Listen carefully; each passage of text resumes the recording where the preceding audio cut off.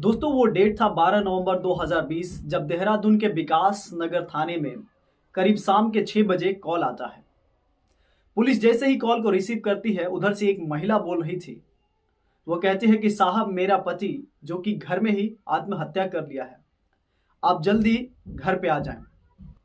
Police अब जैसे ही इस खबर को सुनती है, इस सूचना को प्राप्त करती है, डायरेक्ट उस औरत के घर पहुंचती है। उस औरत का नाम होता है रीमा और रीमा की उम्र होती है 27 साल। पुलिस जैसे ही उस घर पे पहुंचती है, घर में एंट्री करती है, जब बाथरूम के पास जाती है तो देखती है कि जो व्यक्ति है उसके गर्दन कटे हुए हैं और हाथ के नसें भी कटी हुई हैं और अभी भी खून बह रहा था।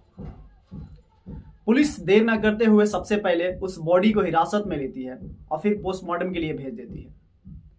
फिर जो रीमा होती है उससे पूछताछ करना शुरू कर देती है। रीमा से पूछती है पुलिस कि आखिर क्या हुआ था, ये क्यों सुसाइड कर लिए। वो कहती है कि ये तो मुझे पता नहीं, लेकिन आज सुबह वो खाना खाए और फिर घर से निकल गए थे और मैं वेट कर रही थी कि शाम को आ जाएंगे, लेकिन जब 7 बजा तो मुझे लगा कि एक बार कॉल करके पूछ लेना चाहिए कि वो कहाँ हैं। फिर जब मैं कॉल की तो उनका मोबाइल रिंग हो रहा था बाथरूम में।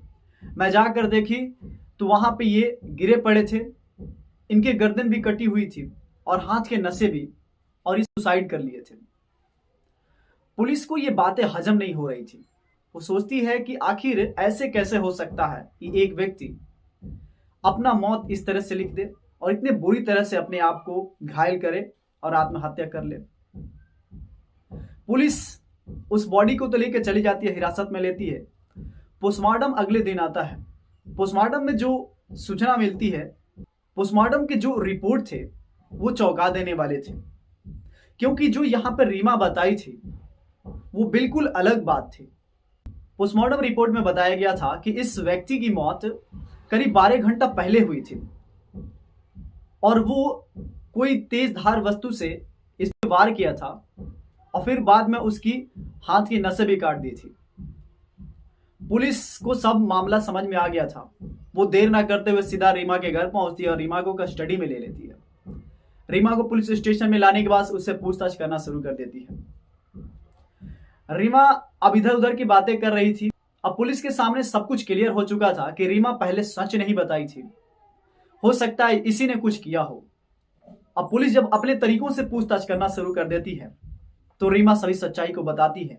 वो कहती है कि दरअसल मेरे पति, जिनका नाम राकेश है और वो एक फौजी थे, वो ड्यूटी करते थे और कई सालों के बाद घर लौटते थे। काफी वक्त बीत जाता था, फिर घर आते थे और इसी बीच मैं उनसे आदेश ली थी कि क्या मैं जिम जा सकती हूँ, और फिर मैं जिम ज्वाइन कर ली थी। और जिम ज्वाइन जहाँ की थी वहाँ का जो ट्रेनर था उसका नाम था शिवम, और उससे मेरी करीबियां बढ़ गई थी। मैं शिवम से ट्रेनिंग लेती थी और जिम करती थी और उससे करीबियां बढ़ गई थी। फिर हम लोग नंबर एक्सचेंज किए, बातें करने लगे और धीरे धीरे ये दोस्ती कब प्यार में बदल गई पता भी नहीं चला और हम दोनों मिलने लगे। तभी अचानक एक दिन कॉल आया राकेश का और वो बताया कि अब मैं घर आ रहा हूँ लंबे समय के लिए और घर पे रहूंगा, छुट्टी मिली है लंबे समय के लिए, मैं घर पे रहूंगा, उसके बाद से फिर चला जाऊंगा। और राकेश जब घर आया था तो उस वक्त लॉकडाउन लगा हुआ था, कोरोना काल का सब समय चल रहा था। तो राकेश घर पे आता है और घर पे रहने लगता है। अब जो यहाँ पे रीमा थी वो जिम भी नहीं जा पा रही थी और ना ही शिवम से मिल पा रही थी। इस बात से बेचैन उधर शिवम भी था जो जिम का ट्रेनर था। और फिर वो रीमा के घर एक दिन पहुंचता है तो रीमा उसे घर में बुलाती है, बैठाती है, उसे नाश्ता पानी कराती है। फिर राकेश पूछता है कि ये कौन है, तब वो बताती है कि यही जिम ट्रेनर है। फिर राकेश को अजीब सा लगता है क्योंकि ये समझ जाता है उसका पति था कि आखिर घर पे बुलाने का मतलब क्या होता है और वो घर पे क्यों चला आया। राकेश को सभी बातें समझ में आ जाती हैं। फिर क्या, ये जो शिवम था वो हर रोज आने लगता है और रीमा से मिलने लगता है। रीमा के घर पे आके राकेश को बुरा लगता है और ये उसे रोकने की कोशिश करता है और शिवम को कहता है कि देखो तुम घर मत आया करो और ये जिम भी नहीं जाएगी अब। और इस बात से वो गुस्सा होकर शिवम रीमा को कॉल करता है और बोलता है कि हम मिल भी नहीं पा रहे हैं और क्या किया जाए समझ में नहीं आ रहा है। रीमा भी इधर बेचैन थी और वो कहती है कि एक काम करो, हम लोग मिलेंगे लेकिन उससे पहले जो रास्ता का रोड़ा है राकेश, इसका कुछ करना होगा। और बाद में ये दोनों षड्यंत्र रचते हैं और उस षड्यंत्र के तहत जो शिवम था वो पहले ही से राकेश के घर आ गया था और आके छिपा हुआ था। राकेश सुबह मार्केट गया हुआ था। जब वो मार्केट से घर वापस आता है तो इधर जो रीमा थी उसको नाश्ता लगाती है और फिर ये दोनों झगड़ा करने लगते हैं किसी बात को लेकर। और इसी बीच शिवम भी रूम से बाहर आ जाता है। जब राकेश शिवम को देखता है तो उसका गुस्सा 7वें चरण पे था और वो काफी गुस्सा होता है और शिवम को डांटता है, बोलता है कि तुम कौन होते हो मेरे घर आने वाले और यहाँ पे तुम क्या कर रहे हो। अब यहाँ पे जो उसकी पत्नी थी राकेश की रीमा, वो कहती है कि मैंने इसे बुलाया है। और फिर ये झगड़ा करने लगते हैं। शिवम जो था वो धक्का मुक्की करने लगता है राकेश से और धक्का देकर उसे गिरा देता है। राकेश बेहोश हो जाता है। फिर शिवम और रीमा मिलकर दोनों उसकी हत्या कर देते हैं। एक तीरधार वस्तु से उसकी हत्या कर देते हैं। फिर उसे खींचते हुए बाथरूम में लेके जाते हैं और उसकी हाथ की नसें भी काट देते हैं। ये इसलिए ऐसा किए थे ताकि वो एक सुसाइड लगे। और फिर ये दोनों राकेश को बाथरूम में ही बंद कर देते हैं। शिवम और रीमा फिर घर में आते हैं और संबंध बनाते हैं।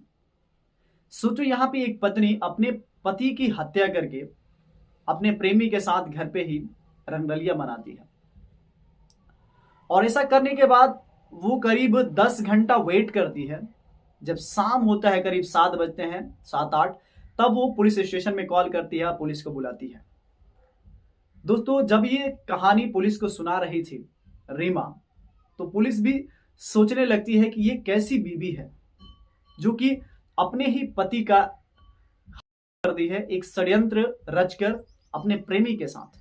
अब पुलिस देर ना करते हुए उस रीमा औरत को कस्टडी में लेती है, उसे गिरफ्तार करती है और ले आके जेल में डाल देती है। उस पर चार्जशीट लगाया जाता है मर्डर का केस का और उस पर कई ऐसे धाराएं लगाकर जेल में बंद कर दिया जाता है। तो दोस्तों, यहाँ पर रीमा अपने आप को बहुत बचाने की कोशिश करती है, अपने पति की हत्या करके उसको सुसाइड बताने की कोशिश करती है, लेकिन पकड़ी जाती है। तो यहाँ पर रीमा बहुत होशियार बनना चाहती थी, लेकिन पुलिस उससे भी होशियार है। और ऐसे कहा भी जाता है कि मुजरिम चाहे जितना भी शातिर हो, लेकिन एक ना एक दिन वो पकड़ा ही जाता है और रीमा का वही हाल होता है। दोस्तों, इस घटनाक्रम को सुनाने का उद्देश्य आपको अवेयर करना है, जागरूक करना है।